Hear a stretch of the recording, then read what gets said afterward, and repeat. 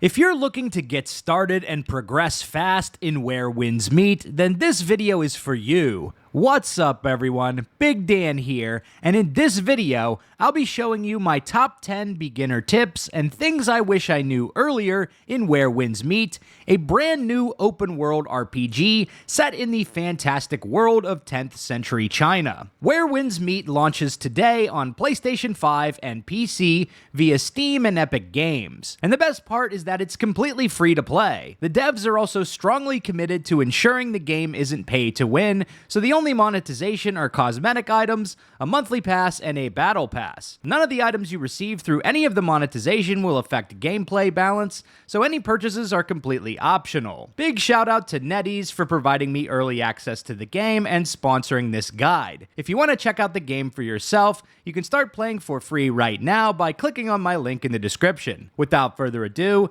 let's buckle up, grab some iced coffee, and dive into the video. Number 1. Character progression tips. Where Winds Meet provides the player with a lot of different combat options, 7 different weapon types, 12 unique martial arts, and 24 mystic arts for you to master. It can be a little overwhelming at first, so one thing I recommend for new players is to check out the improvement guides inside the game. You can access improvement guides in the menu right here, which will provide you details on how to obtain new martial arts and mystic arts. You can track these objectives and head to the specific location on your map where you can get that sweet new ability. I think it's worth unlocking as many of these as you can early in your playthrough so you can experiment with different playstyles and discover what style of combat you like best. Upgrade materials are finite, so you'll eventually want to narrow in on a couple of different weapons and focus on upgrading those. But in the early game, you can level up a bunch of different weapons and test them out. So my personal recommendation is to upgrade each weapon type to about level 20 or 30 at first, test them out, and see which ones you like best, and then only focus on those. Because the upgrade costs start to scale up massively after about weapon level 30. It's also possible to refund about 80% of your upgrade materials, so there's minimal risk for testing out different builds early on. Personally, I enjoyed the longsword, fan, and spear weapons the best, so from now my game plan is to hone in on upgrading the sword and fan so that I can have one DPS weapon and one weapon with healing abilities, which brings me to number 2, healing. As you explore the world and get into dangerous situations, your character can catch diseases and sustain injuries, which you'll need to deal with. For instance, my character ended up spraining his ankle when I was testing whether fall damage exists in this game. Note to self, it does. Whenever you're injured, you'll have a permanent debuff on your character until you heal your injury. And there are a few different options for this. You can connect with other players in the online mode and have another player heal your injuries. Or if you're sticking to the single player mode, which is what I personally prefer, then you can visit the clinic at this location on the map. This nice lady named Yao will heal your injuries and get you back into tip-top fighting form for a small fee. This NPC will also allow you to upgrade your medicine chest, which will increase the number of healing flasks you can carry. Where Winds Meet has a similar healing system to games like Elden Ring, where you have a limited number of healing charges before you need to replenish them at a checkpoint. The main difference is that replenishing your flasks also consumes resources, as the flasks are essentially automatically crafted using ingredients you loot in the open world. And if you lack those ingredients, you won't be able to craft new healing items. This is why it's a good idea to have a secondary weapon like the fan that gives you access to a healing ability so that you can top up your HP without using consumable resources and ingredients. This is particularly valuable if you're playing in single player mode. Number 3, how to get a mount. The open world in Where Winds Meet is absolutely massive, so at some point you'll want to pick up a mount to make traversal easier. There are a few different ways you can obtain a mount, such as purchasing one or taming a wild horse, but the real Giga Chad move is to just steal one from a passing NPC. The easiest way to do this is to just travel along the roads until you bump into someone riding a horse, then just approach them and say, "This is my horse now." Once you steal a mount, or obtain one through less illegal means, you'll be able to call it up anytime by hitting the Call Mount button. Number 4, breakthrough quests. As you progress through the game, one thing you absolutely do not want to ignore are the breakthrough quests.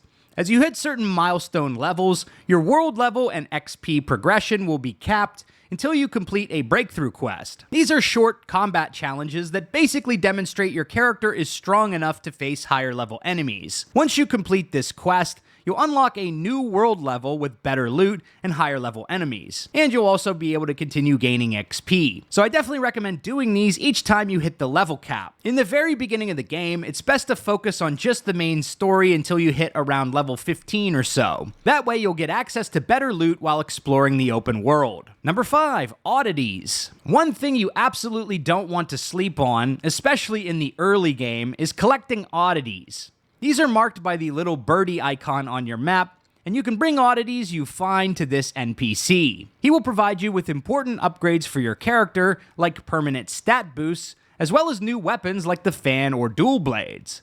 So I highly recommend finding this guy as soon as possible and looting oddities throughout the world to turn into him. Number 6. Conquering outposts for early game loot. If you're looking to score some good loot in the early game, I recommend tackling some of the outposts you find in the open world. Clearing these out will give you access to some great first clear rewards and treasure chests with valuable loot. It's also a fun way to test out new abilities and weapons you unlock to see if you like a new playstyle. These outposts will respawn over time, though with diminishing rewards on repeat clears. Number 7, collecting all the rewards from the menu. Experienced MMO players will already know this trick, but if you're new to this style of game, it's worth noting that developers often bury rewards for completing achievements, objectives, and things like the Battle Pass inside a bunch of different menus.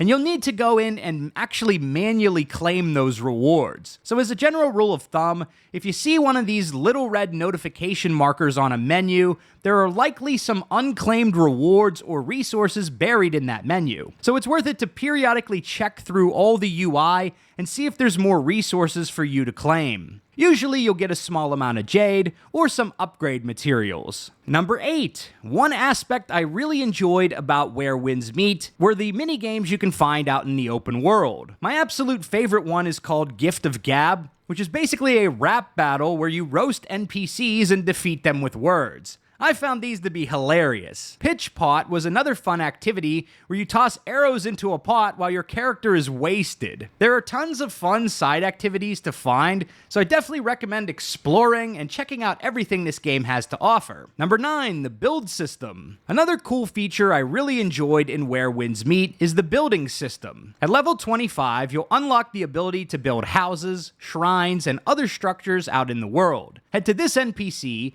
and speak with him to complete a brief building tutorial, and you'll unlock this mechanic. You can acquire new crafting blueprints throughout the world and build new items at crafting benches. It kind of reminds me of the settlement building system in Fallout 4 without Preston Garvey's incessant nagging about another settlement that needs your help. I had fun with this and look forward to playing around with it more now that the full game is out. Number 10, crime and punishment. Where Winds Meet also has a dynamic crime and punishment system. You are free to play this game as a hero lending aid to the innocent, or a thug robbing civilians of all their worldly goods. You can even wind up in prison if you get caught committing a crime, and your sentence length will depend on the severity of your offense. But there are some funny ways to reduce your sentence, such as bribing the guard to let you out, organizing a prison break, or taking part in a ride of shame where other players throw vegetables at you. The devs really put a lot of thought into making this world dynamic and reactive to player choice, which is something I really appreciate. So there you have it. We've explored 10 beginner tips and things I wish I knew earlier in Where Winds Meet. I've got some more guides coming out for this game in the coming weeks, so if you're enjoying the game, be sure to subscribe to Big Dan Gaming for more. Big shout out to all the channel members for supporting my content. Until next time, this has been Big Dan. I should go.